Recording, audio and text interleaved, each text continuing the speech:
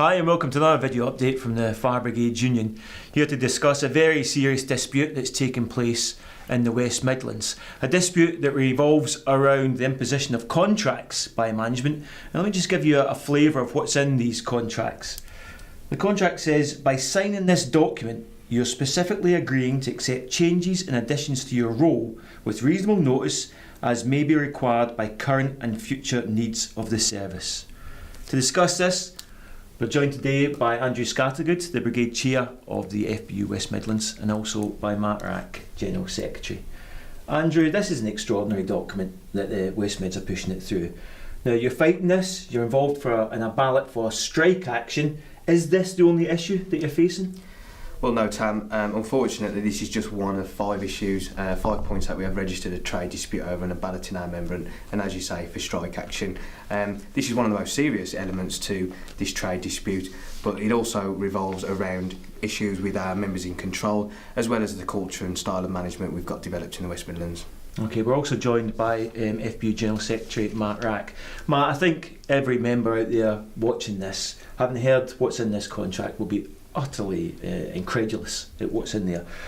There has been an NJC process that's been ongoing to try and resolve this dispute, and that was yesterday. Can you tell us what that process was and what the outcome was?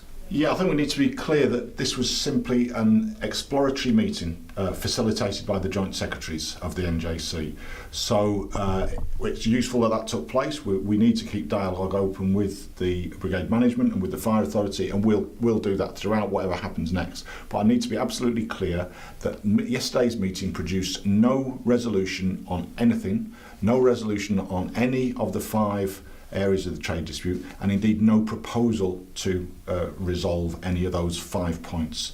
So our members need to understand that out of yesterday's meeting there is no solution to the dispute. The dispute continues, the ballot is underway, people need to return their ballot papers in part of that ballot. And that is a very important point, isn't it? Because we've heard reports that some areas of brigade management in the West Midlands are actually saying to members to delay their vote, and that's something you would say, no, get your vote in. No, I think I would hope that the West Midlands senior management would want a good reflective turnout in the ballot. It's in everybody's interest that it's as democratic as possible, so I would urge everyone to vote. There is unlikely to be any further NJC discussions until the end of this ballot, so your opportunity is now to vote, have your say in the concerns that we've raised on behalf of our West Midlands members in those 5 points of the trade dispute. Vote, and in my opinion, vote yes. That's what's necessary to try and resolve this dispute. And just quickly, Matt, I mean, you're the head of the union, have been for a number of years. I mean, this is an extraordinary document. I mean, just overall, where on earth do you think the West Midlands are going writing documents like this for our members?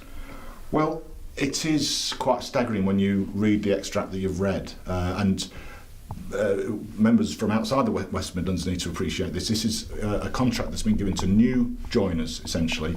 And I suppose my appeal to the Fire Authority is those new people are the most vulnerable part of the fire service. Why would any employer want to pick on the most vulnerable part of the workforce? I hope that it's an error, and therefore I would urge the Fire Authority, I'd urge the Chief, I'd urge other people to step in. It's very easy to resolve. I think that the 5 points in the trade dispute are perfectly reasonable. They're what exists in many other fire services across the country already, so the West Midlands wouldn't be doing anything different from many other fire services, but we cannot allow that free-for-all contract to come into the fire service, because that's what it is, a completely, utterly flexible contract at the discretion entirely of the employer, and no trade union can accept that.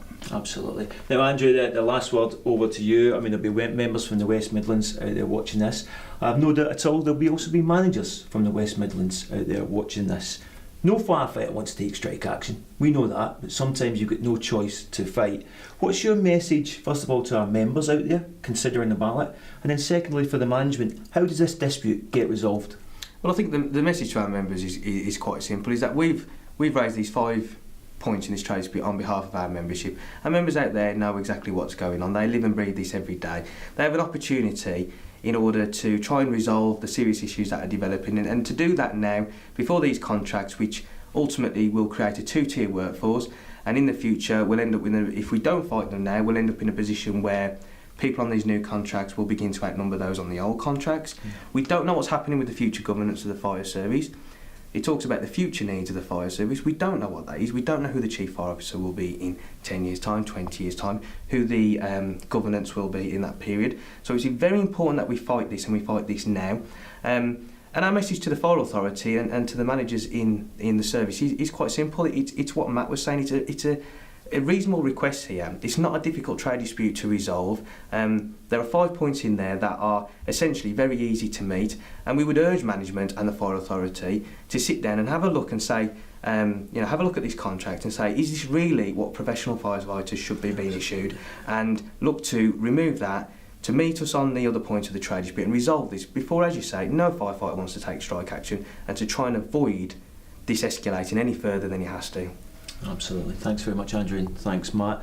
For more updates and for further information on this dispute and indeed all the other work of the union, please go to our website.